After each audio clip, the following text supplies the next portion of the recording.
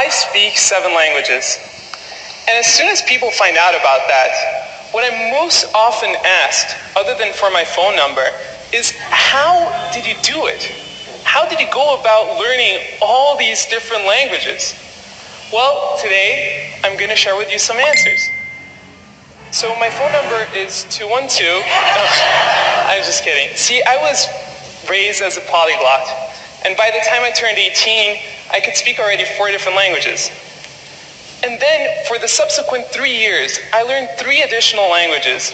And it's about those 3 years that I want to talk about, because my language acquisition process was very different from that of my peers, in that it was never this stressful, strenuous, difficult, seemingly impossible task, but rather something enjoyable, fun, exciting. I loved it, every single moment of it.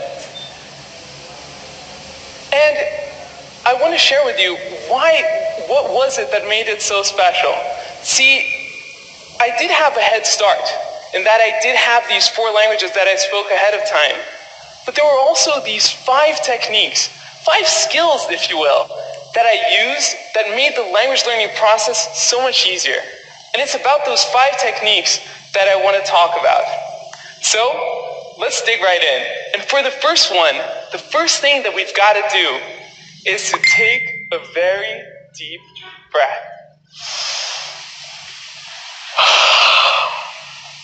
And relax. And the reason for this is because our entire lives, we're taught how to do things right. From the moment we're born, we're taught what things we should do, what things we shouldn't do, and how to do things properly. Well, when it comes to language learning, the golden rule of language learning, the most important thing is to get things wrong, to make mistakes. And that is the first rule. Let me explain to you why. See, when we know languages, we know a whole collection of sounds and a whole collection of structures, which combined make what I like to call, and for the purpose of this presentation, our language database. And our language database will contain all the sounds and structures that we know. However, there's a whole family of sounds and structures that are beyond our database. And for us to be able to embark on those and to be able to explore those, there's nothing within our database, nothing within our knowledge that will tell us when we're getting these structures right. Nothing to tell us when that sound is precise.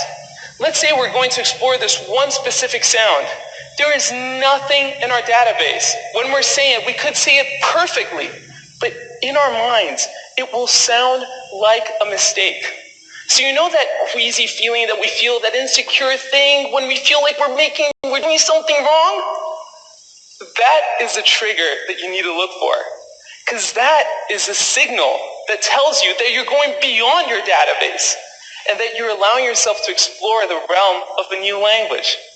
Let me show you how this works in practice. So let's say we're going to go and learn the word door in Spanish. So the word door in Spanish is puerta. So for puerta, we've got a few sounds that exist in English. So the pu, e, and the ta. However, when it comes to the R, that sound is not in our database. The rolled R does not exist in the English sound database. And it's a little bit on the outside. So if we allowed ourselves to bridge through our database and to really break through and to make the mistake, we could make sounds like the rrr. But instead, what sometimes happens is that we get the closest relative of it that is within the database, and that is the R sound. And that R sound makes something that sounds like puerta, which doesn't mean a thing in Spanish. It actually doesn't sound too charming, and it doesn't tell you too much. So for the first technique, allow yourself to make that mistake so that sounds like puerta can come out. And now let's go to the second one. For the second one, I'm going to need some of your collaboration. We are going to read these 4 beautiful words, and on the count of 3. So let's start with the first one. On the count of 3. 1, 2, 3. Mao. Perfect. The second one. 1, 2, 3. Perfect. Third one. 1, 2, 3. Perfect. And the third one, the fourth one. 1, 2, 3. Oh, Let me show you what happened when we did this. We get these 4 words, and we put them through a sort of American English filter, and we get something that looks kind of like this. And I'll tell you the results of that. So for the first one, mão, which means hand in Portuguese, we put it through the filter, we get mau. For the second one, we get coco, which is coconut in Portuguese, or coco, which means poop.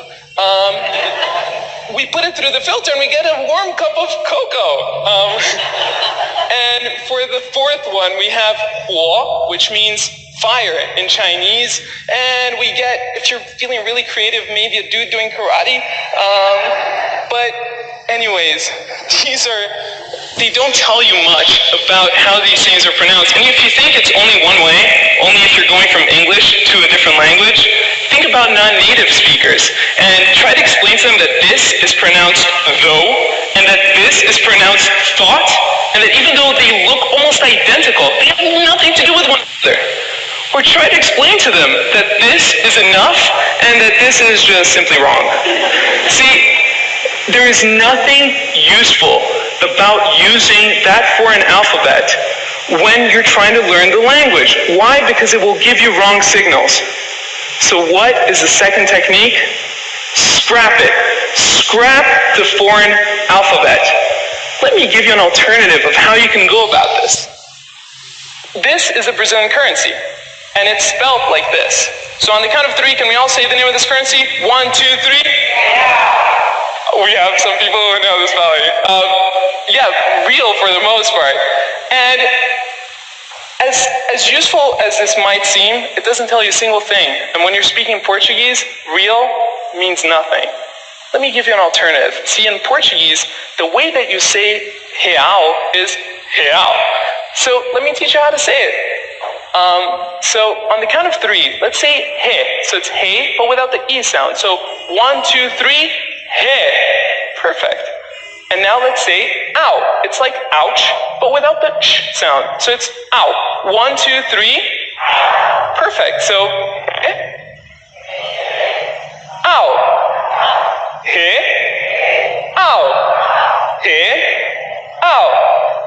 He. Ow. He. Ow.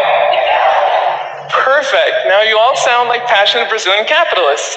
And so why would we go and use something that looks like this, that looks real, when instead you can use something that looks like this and gives you so much more information about how to say something in a foreign language? And that puts us in a really good spot, because at this point we allowed ourselves to break through our database and to make mistakes, to go into that uncharted territory of a new language. And then we figured out how to take notation in a way that the information is actually meaningful. But then how can we test it? And that's where technique number 3 comes in. Technique number 3 is about finding a stickler. So finding someone who's detail-oriented and who won't let you get away with the mistakes. And more than finding someone who's really that person, the guru for the language, it's more about establishing the right sort of relationship. Relationship with someone where they will correct you. They'll feel comfortable correcting you and making sure that you're getting to that spot you wanted in the language. But at the same time, someone who will encourage you to get things wrong and to make those mistakes in the first place. And sticklers could be your teacher, it could be your tutor, it could be a friend, it could be someone on Skype or Craigslist. It doesn't matter. You can find sticklers all over the place, and with technology, it becomes a lot easier to find them. And then it's time to practice. And for practicing, we've got the 4th technique. See, I always thought I had this thing that was a little bit of a Sid craziness that I did, and then I realized how useful it was. I always did what I like to call shower conversations. And shower conversations are exactly what they sound like. When I was learning a new language, I would stay in the shower for a few minutes, and I remember having all these discussions. I remember when I was learning Chinese, and I would haggle and try to get 2 yuan more to get that wonderful dumpling and getting the discount. Or I would go to Roma and I would ask for directions to the best piazza. It was amazing. And the beautiful thing about a shower conversation is that it allows you to find wherever you have a gap in your knowledge, because you're having a conversation on both ends. For example, it's easy to ask for directions. How about receiving them? Or even better, giving directions? Well, the shower conversation forces you to have both sides of the conversation. And you don't need to have them in the shower. The wonderful thing about them as well is that you can have them anywhere. So you can have them in the shower, in your apartment, walking down the streets, in the subway. And seriously, if you're in the subway, speaking to yourself in a foreign language in New York, you'll fit right in. You're fine. And it's great because you don't depend on anything or anyone to get your practice. And I did this for years, and later on I found out that professional athletes do it too. Michael Phelps is known to visualize every single one of his races several times over before jumping in the water. Worked great for him, and it works great for me too, so it would work for you as well. And now, let's go to using the language. Because up to now, it's great. We figured out how to do all these things. It puts us in a really good position to use the language. And for that, I recommend you find a conversation buddy.